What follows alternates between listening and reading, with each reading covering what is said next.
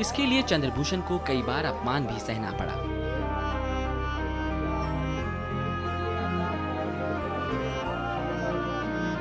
पर इस महान आत्मा का मकसद इतना ऊंचा था कि उन्होंने हमेशा ऐसे लोगों को नादान समझ उन्हें माफ कर दिया। और चंद्रभूषण ने बड़े मीठे अंदाज में ऐसे लोग और उनकी सोच पर कुछ इस तरह अपने लफ्जों को पिरोया है।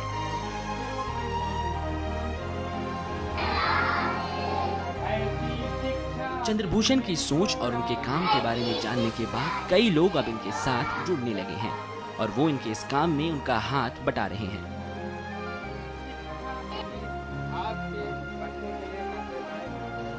कुछ लोग खुद ही पुराने कपड़े लाकर चंद्रभूषण को दे दिया करते हैं।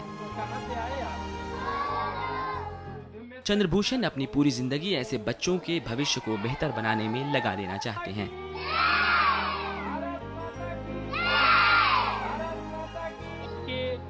छाल, खाल, तना, फल, फूल सब कुछ बच्चों के साथ साथ चंद्रभूषण को पर्यावरण से भी काफी लगाव है और वो पर्यावरण को स्वच्छ करने के लिए काफी मेहनत कर रहे हैं।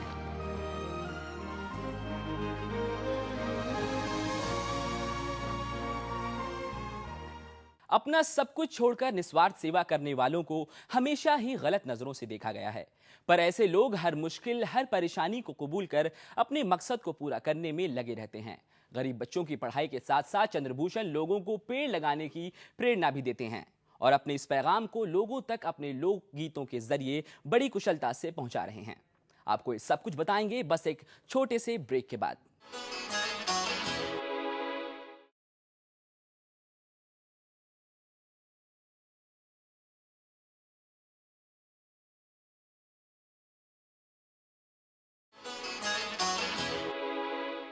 ब्रेक के बाद सलाम यूपी में आपका फिर से स्वागत है।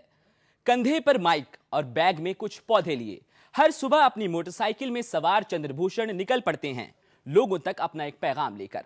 वो जगह जगह घूमकर लोगों को पर्यावरण के हालात और इसे सुधारने की जरूरत लोगों को समझा रहे हैं।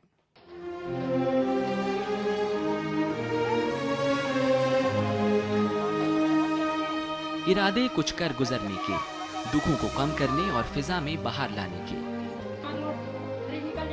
हर सुबह अपनी मोटरसाइकिल लेकर चंद्रभूषण निकल पड़ते हैं एक मकसद के साथ। चंद्रभूषण अपनी विश्व प्रकृति जन जागरण योजना के तहत लोगों में प्रकृति को स्वच्छ और बेहतर बनाने का काम कर रहे हैं। वो हर दिन कुछ पौधों को अपनी मोटरसाइकिल पर रख निकल पड़ते हैं इन्हें एक नई जिंदगी देने के लिए।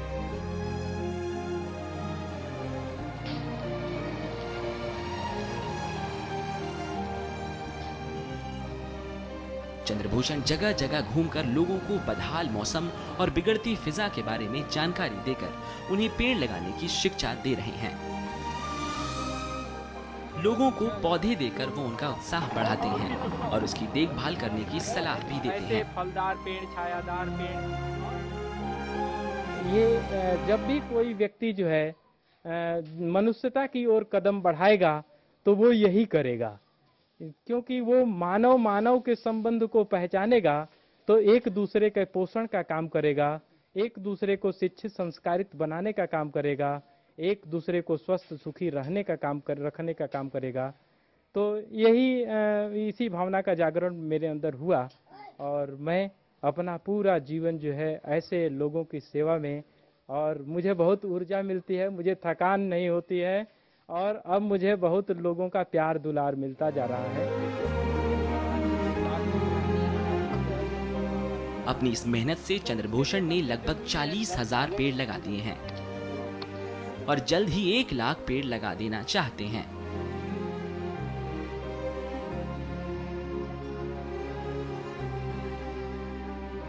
वो सड़कों के किनारे खुले स्थानों पर मनोकामनी, चांदनी, बागनवेलिया और फरहद जैसे पौधे लगाते हैं जिन्हें पशु नहीं खाते हैं।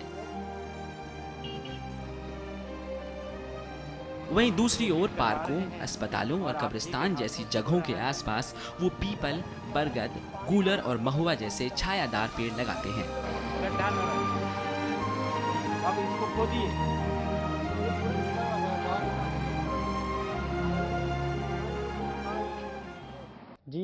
अपना पूरा समय सुबह से लेकर के शाम तक का जितना भी इनके पास समय है, सुबह से शाम तक ये मतलब वृक्षों का रोपण और जन सेवा ही किया करते हैं। तो ये खुद तो करते हैं और दूसरों को भी इसके विषय में प्रेरणा देते हैं कि आप लोग भी वृक्ष लगाएं और वृक्षों के कटाव ना करें, वृक्षों का रोपण करें, इनकी सेवा करें, जिससे कि जो है पर्यावरण संतुलन बना रहे।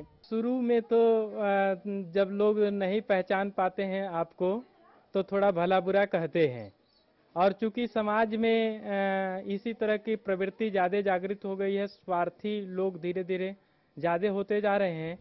और मैं ज़्यादातर देखता हूं कि पढ़े लिखे लोगों में आत्म केंद्रित होने की भावना जागृत हो गई है।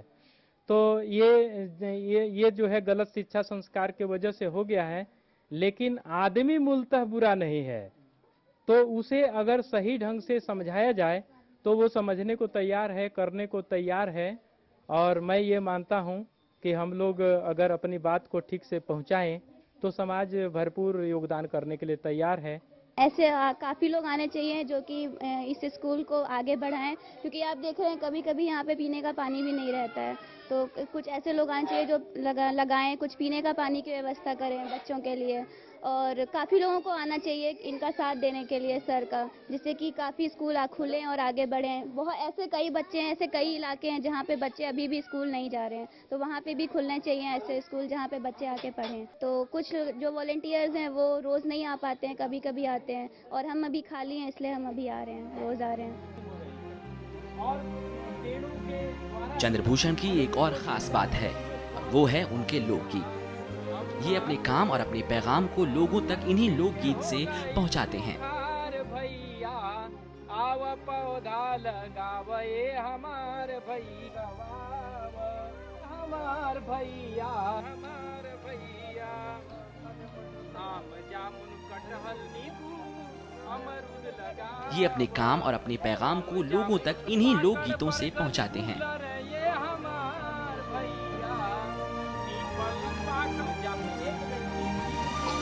हाथ में माइक लिए गांव-गांव जाकर चंद्रभूषण शिक्षा और पर्यावरण संरक्षण का संदेश लोगों तक अपने लोकगीतों के जरिए पहुंचा रहे हैं।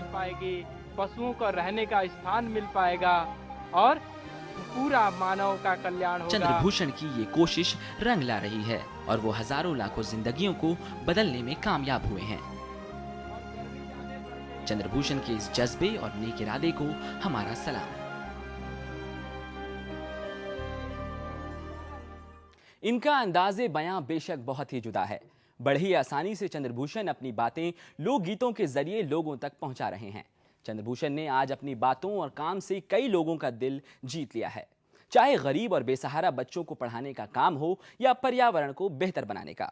चंद्रभूषण ने एक मजबूत इरादा और कुछ कर गुजरने की चाहत की एक मिसाल कायम कर दी है।